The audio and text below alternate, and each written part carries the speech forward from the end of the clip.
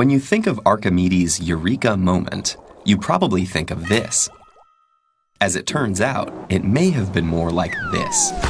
In the 3rd century BC, Hieron, king of the Sicilian city of Syracuse, chose Archimedes to supervise an engineering project of unprecedented scale.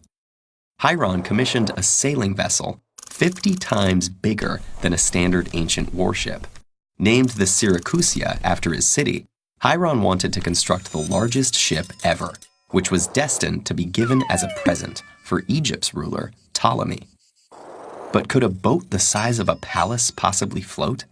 In Archimedes' day, no one had attempted anything like this. It was like asking, can a mountain fly? King Hieron had a lot riding on that question. Hundreds of workmen were to labor for years on constructing the Syracusia out of beams of pine and fir from Mount Etna, ropes from hemp grown in Spain, and pitch from France.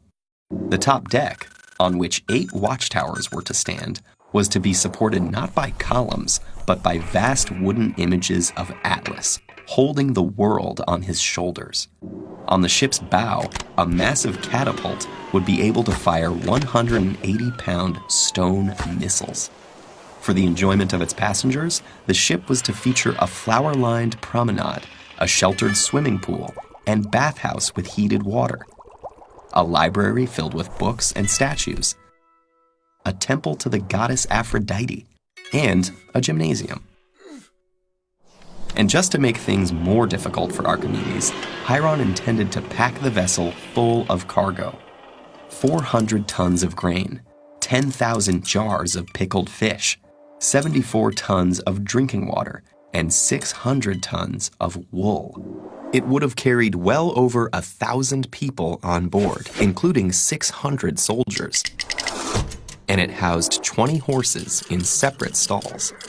To build something of this scale only for that to sink on its maiden voyage, well, let's just say that failure wouldn't have been a pleasant option for Archimedes.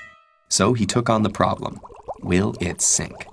Perhaps he was sitting in the bathhouse one day, wondering how a heavy bathtub can float, when inspiration came to him. An object partially immersed in a fluid is buoyed up by a force equal to the weight of the fluid displaced by the object.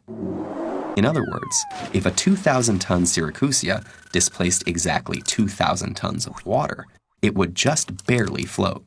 If it displaced 4,000 tons of water, it would float with no problem. Of course, if it only displaced 1,000 tons of water, well, Hieron wouldn't be too happy. This is the law of buoyancy, and engineers still call it Archimedes' principle. It explains why a steel supertanker can float as easily as a wooden rowboat or a bathtub. If the weight of water displaced by the vessel below the keel is equivalent to the vessel's weight, whatever is above the keel will remain afloat above the waterline. This sounds a lot like another story involving Archimedes and a bathtub, and it's possible that's because they're actually the same story, twisted by the vagaries of history. The classical story of Archimedes' Eureka and subsequent streak through the streets centers around a crown, or corona in Latin. At the core of the Syracusia story is a keel, or korone in Greek. Could one have been mixed up for the other? We may never know.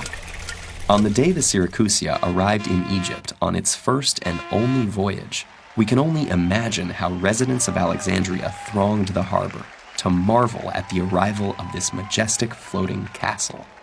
This extraordinary vessel was the Titanic of the ancient world, except without the sinking, thanks to our pal Archimedes.